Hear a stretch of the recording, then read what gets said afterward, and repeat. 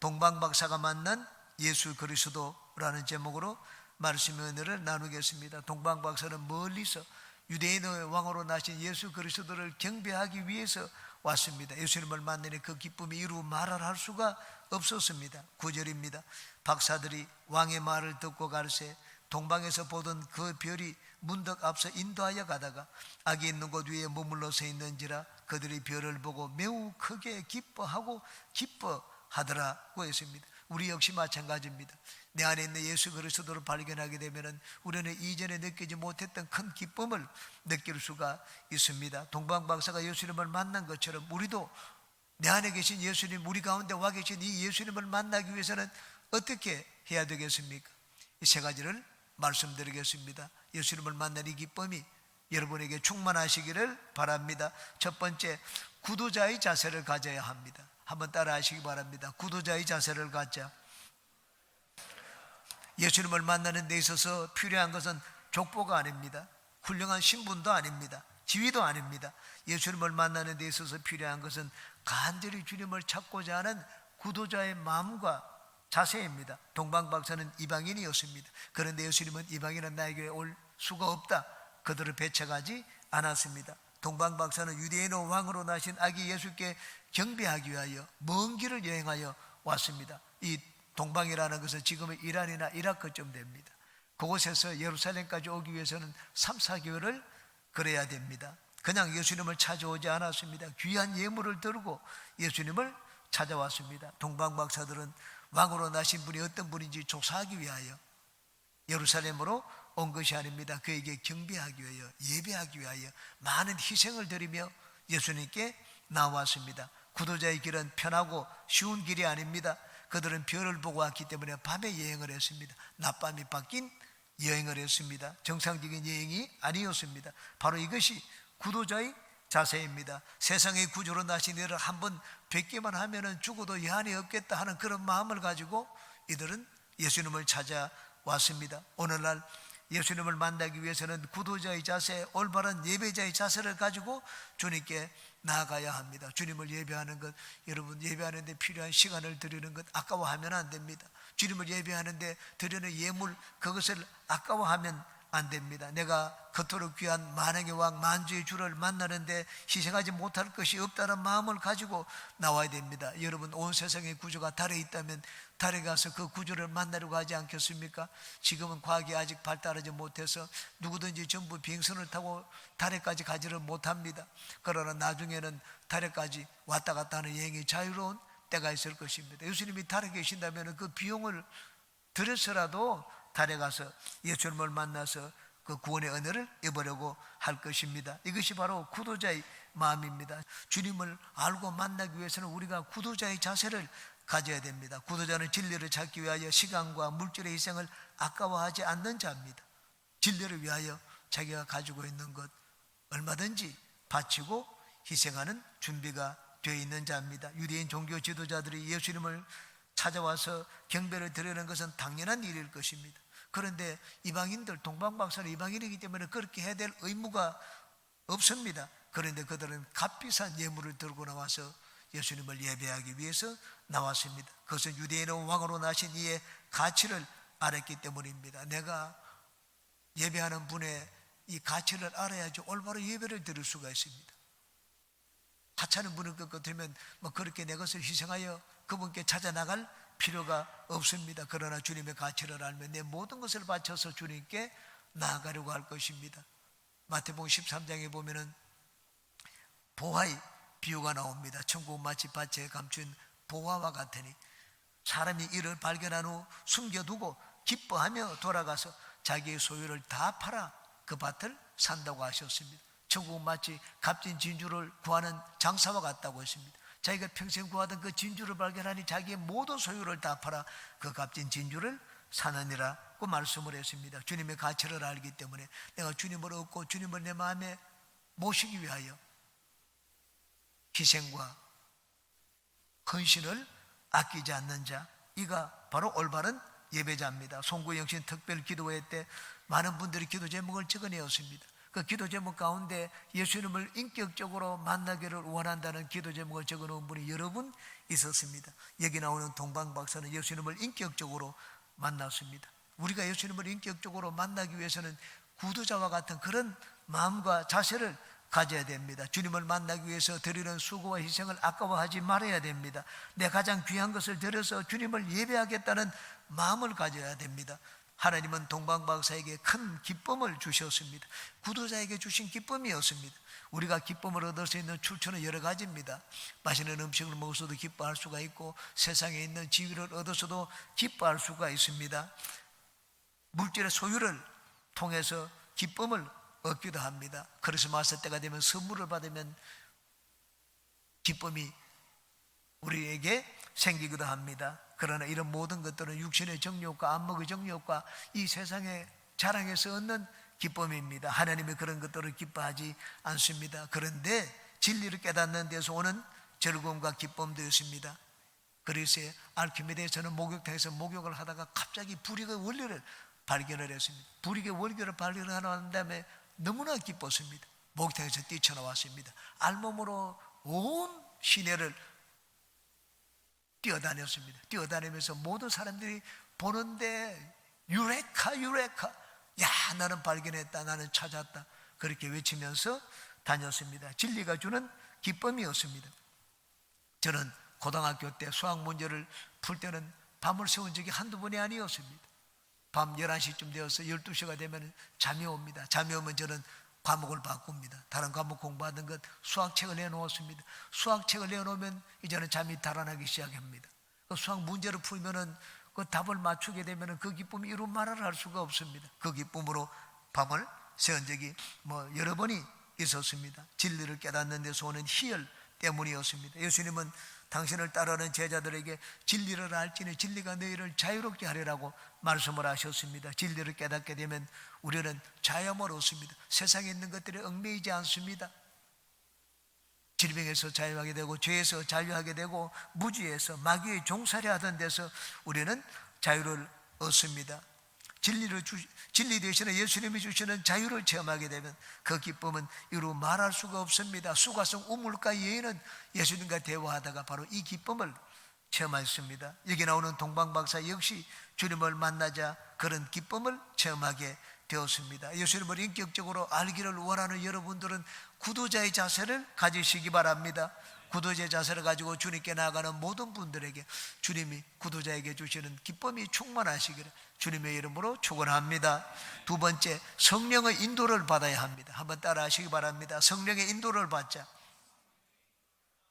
동방박사는 별을 보고 아기 예수님께 찾아왔습니다. 2절입니다. 유대인의 왕으로 나신 이가 어디 계시냐? 우리가 동방에서 그의 별을 보고 그에게 경배하러 왔노라 하니. 동방박사들은 그리스도의 영을 인도를 받아서 아기 예수님께 예배하러 멀리서 예루살렘까지 찾아왔습니다. 이 별이 동방박사를 마침내 그리스도가 있는 곳으로 인도했습니다. 9절과 10절입니다. 박사들이 왕의 말을 듣고 가르쳐 동방에서 보던 그 별이 문득 앞서 인도하여 가다가 아기 있는 곳 위에 머물러 서 있는지더라. 그들이 별을 보고 매우 크게 기뻐하고 기뻐하더라. 이게 보니까 그의 별이라고 했습니다. 그리스도의 별입니다. 이 그리스도의 별은 성령을 의미합니다. 오늘날 우리를 예수 그리스도께로 인도하는 별은 성령입니다. 우리의 눈을 열어서 그리스도를 알고 보게 하고 그리스도를 깨닫게 만드시는 분, 우리가 예수 그리스도가 있는 보좌의께로 우리를 인도하여 주시는 분이 바로 성령입니다. 요한복음 16장입니다. 그러나 진리의 성령이 오시면 그가 너희를 모든 진리 가운데로 인도하시리니 그가 스스로 말하지 않고 오직 들은 것을 말하며 장래 일을 너희에게 알리시리라. 그가 내 영광을 나타내리니 내 것을 가지고 너희에게 알리시겠습니다. 성령은 예수 그리스도를 증거하는 영입니다. 바울사도는 다메섹으로 가다가 도상에서 부활하신 예수님을 만났습니다. 눈이 멀었습니다. 다메섹에 부축을 받아 가서 다메섹으로 들어갔습니다. 거기서 금식하는데 아나니아 집사가 찾아왔습니다. 안수하여 주자 성령으로 충만하여 줬습니다. 그러자 눈에 있는 비늘이 벗겨지고 눈이 떠졌습니다. 영안이 열리게 되었습니다. 예수님이 누구신지 환하게 알게 되었습니다. 예수님을 믿는 자를 죽이러 왔다가 그들을 붙잡아 체포하러 왔다가 완전히 바울사도의 방향이 바뀌었습니다. 회당에 들어가서 예수는 우리가 그토록 바라던 그리스도요 하나님의 아들이라고 증거하기 시작을 했습니다. 고린도전서 12장입니다. 그러므로 내가 너희에게 알리노니 하나님의 영으로 말하는 자는 예수를 저주할 자라 하지 아니하고 또 성령으로 아니하고는 누구든지 예수를 주시라 할 수 없느니라. 예수님이 하나님의 메시아 그리스도이심을 우리에게 깨닫게 만들어주시는 분이 성령이라고 말씀을 했습니다. 그러므로 우리가 그리스도를 알기 원하면 성령의 인도를 받아야 됩니다. 성령은 우리를 그리스도께로 인도하여 주시는 분입니다. 예수 그리스도가 어떠한 분인지 우리에게 생생하게 증거하시고 체험하도록 만들어주시는 분입니다. 동방 박사는 유대교에 대해서는 문외한이었습니다.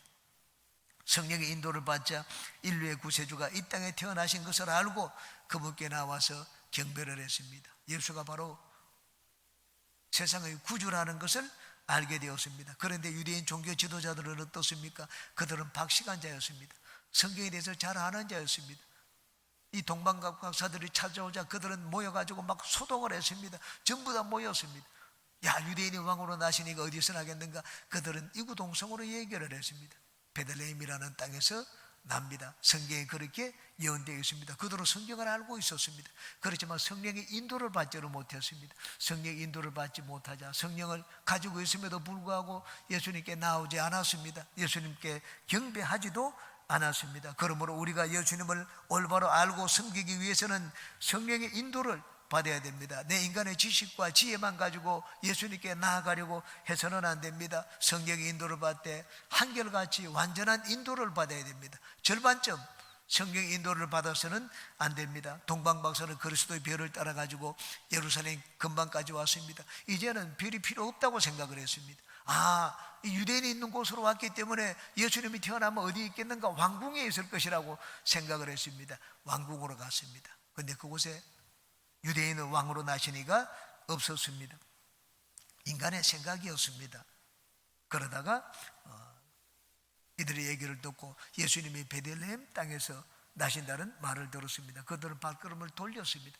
그리고 베들레헴 땅으로 가기 시작을 했습니다. 가는데 다시 그들을 인도하던 별이 나타났습니다. 그러므로 우리가 예수님을 올바로 알고 섬기기 위해서는 성령의 완전하신 인도가 필요합니다. 중간에 내 판단과 생각을 섞어서는 안 됩니다. 하나님의 성령의 인도를 받을 때는 철저하게 성령께 인도를 받아야 됩니다. 성령의 인도를 받아서 예수 그리스도를 아주 잘 알게 된 분이 있습니다. 알렉산드리아에서 난 아볼로라는 자였습니다. 그는 학문에 능통한 자였습니다. 예수 그리스도에 대해서 소문을 듣고 성경을 통해서 잘 아는 자였습니다. 그런데 예수님을 직접 만나보지 못한 자였습니다. 예수님을 대해서 열심히 가르쳤습니다. 그 가르침을 듣고 있다가 브리스길라와 아볼로 부부가 에베소에서 이들을 집으로 초청했습니다. 브리스길라와 아볼로는 예수님을 잘 알고 성령을 받은 자였습니다. 그에게 예수 그리스도에 대해서 자세히 가르쳐 주었습니다. 예수님이 침례 요한이 한 말이 있지 않느냐? 내 뒤에 오시는 이를 믿으라 하지 않았느냐? 침례 요한은 물로 침례를 베풀었지만 내 뒤에 오시는 이는 능력이 많기 때문에 성령과 불로 침례를 주실 것이라고 하지 않았느냐? 그러므로 예수님은 우리에게 물 침례가 아니라 성령 침례를 주시는 분이다. 아볼로는 물 침례밖에 모르는 자였습니다. 그에게 성령 침례를 가르치고 자세하게 설명을 해 주었습니다. 아볼로가 그 말을 받아들여 가지고 같이 기도를 해서 성령을 받았습니다. 성령을 받고 난 다음에 이제는 아볼로가 달라졌습니다. 이제는 자기의 머리로 예수님을 알고 머리에 있는 예수님을 전했지만 이제는 예수님이 아볼로의 가슴에 와 계시기 시작했습니다. 가슴에 있는 예수 그리스도를 확신을 가지고 증거하기 시작을 했습니다. 그러자 그 이사에게 은혜가 나타나기 시작했습니다. 많은 사람들에게 유익을 주게 되었습니다. 우리가 예수 그리스도를 알고 예수 그리스도를 올바로 전하고 나타내기 위해서는 성령의 인도를 받아야 됩니다. 미국의 19세기 초에 이 19세기 말과 20세기 초에 사중복음을 전하고 기독교 선교사 연맹을 창시한 분이 있습니다. 알버트 벤자민 심슨이라고 하는 분입니다. 그는 원래 장로교 신학자였지만은 완전한 신앙을 위하여 성령 충만의 필요성을 누구보다 강조한 자였습니다. 침소는 성령의 내주하심은 예수님의 내주하심이요 성령의 충만함은 예수님의 내 안에 계심이 충만한 것이라고 강조했습니다. 성령 침대를 받은 사람은 방언하는 것으로 만족해서는 안 된다고 했습니다. 성령의 교제를 하고 성령의 음성을 듣고 이 성령과 동행하는 삶을 회복해야 된다고 주장을 했습니다. 그래서 그는 성령 침례 없이는 예수님을 올바로 알지 못한다고 주장을 했습니다. 이 A.B. 심슨이 지은 찬송가 중에 우리 성경에 실린 찬송가가 있습니다. 441장입니다. 은혜 구한 내게 은혜의 주님이라는 찬송입니다. 이 찬송은 성령 충만한 삶이 어떤 삶인지를 우리에게 보여줍니다. 성령 충만한 삶은 오직 예수님을 구하고 예수님을 닮아가는 삶입니다. 성령이 충만하면 우리는 축복을 구하는 삶에서 주님을 구하는 삶으로 변화가 됩니다. 성령이 충만하면 우리는 감정에 따라 살다가 말씀을 따라서 살게 됩니다. 성령이 충만하면 우리는 낭패와 실패와 고난을 겪던 삶에서 완전히 하나님을 신뢰하는 삶으로 인생이 바뀌게 됩니다. 성령 충만하기 전에는 반쪽 구원이지만 성령 충만을 체험하고 난 다음에는 온전한 구원을 얻게 됩니다. 전에는 우리가 예수님을 붙들었지만 그래서 예수님을 믿고 신앙생활하는 것이 힘들었지만 성령 충만 뒤에는 이제는 예수님이 나를 붙드십니다. 예수님이 나를 붙들고 계시니 신앙생활이 너무나 쉽습니다. 성령 충만하기 전에는 계획으로 분주했지만 성령 충만하면 모든 것을 예수님께 맡기고 기도하는 사람으로 변하게 됩니다. 이전에는 염려, 근심, 걱정이었지만 지금은 모든 염려를 주님께서 맡아주십니다. 이전에는 내가 한 일이니 성령 충만한 이제는 모든 것이 주님이 하신 일일 뿐입니다. 이전에는 내가 주님을 이용하려 했지만 성령 충만하게 되면 주님이 이제는 나를 이용하십니다. 내가 주님의 도구가 됩니다. 이전에는 주변적인 것들을 구했지만 이제는 중요한 것이 무엇인지 알고 주님을 구합니다. 성령 충만하기 전에는 기다리는 것이 죽음이었지만 성령 충만한 이제는 예수님의 다시 오심을 구합니다.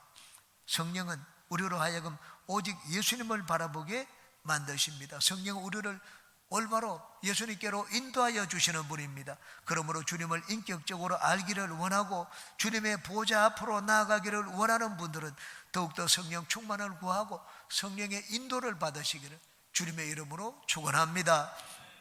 세 번째, 마음이 낮아져야 합니다. 한번 따라 하시기 바랍니다. 마음이 낮아지자. 예수님은 높은 곳으로 임하지 않으셨습니다. 낮은 곳으로 임하셨습니다. 동방박사는 처음에 예수님이 유대인의 왕으로 나셨기 때문에 높은 곳에 있는 줄로 알았습니다. 그래서 예루살렘 궁으로 찾아갔습니다. 더 이상 별의 인도를 받지를 못했습니다. 그들이 더 이상 별의 인도를 받지 못한 것은 그 마음이 낮아지지 않았기 때문입니다. 그들은 왕으로 나신 이는 당연히 왕궁에서 태어날 줄 알았습니다. 그래서 별의 인도를 구하지 않고 자기들의 생각과 판단으로 왕궁으로 찾아갔습니다. 그런데 그곳에는 유대인의 왕으로 나신 이가 없었습니다. 동방바사를 만난 헤로드 왕과 높은 귀족들은 소동을 했습니다. 그래서 다 그들을 불러 모았습니다. 유대인의 왕으로 나신 이가 어디서 나느냐? 성경에 예언되어 있기를 유대 땅 베들레헴이라고 얘기를 했습니다. 유대인의 왕이 베들레헴에서 나신다는 이야기를 듣자 동방박사는 즉시로 그들의 발걸음을 바꾸었습니다. 그들의 발걸음을 바꾸자 이들은 다시 이제까지 그들을 인도하던 그 별의 인도를 받게 되었습니다. 높은 곳으로 갈 때는 별이 사라졌습니다. 다시 낮은 곳으로 내려가자 예수님을 인도하던 별이 다시 나타나기 시작을 했습니다. 우리가 예수님을 만나기 위해서는 높은 마음을 가지면 안 됩니다. 예수님은 낮은 곳으로 임하셨습니다. 예수님이 하늘 보좌를 버리시고 이 땅에 오셨습니다. 낮아지신 것입니다. 인간의 몸으로 나셨기 때문에 높아질 것을 주장하고 요구하지 않으셨습니다. 예수님은 하나님께 순종을 했습니다. 십자가 달려 죽기까지 순종을 하셨습니다. 지극히 낮아지셨습니다. 이 땅에 오실 때도 왕궁으로 오시지 않고 아주 가난한 집안에 태어나셨습니다. 마리아도 가난하고 그 아버지 요셉도 가난했습니다.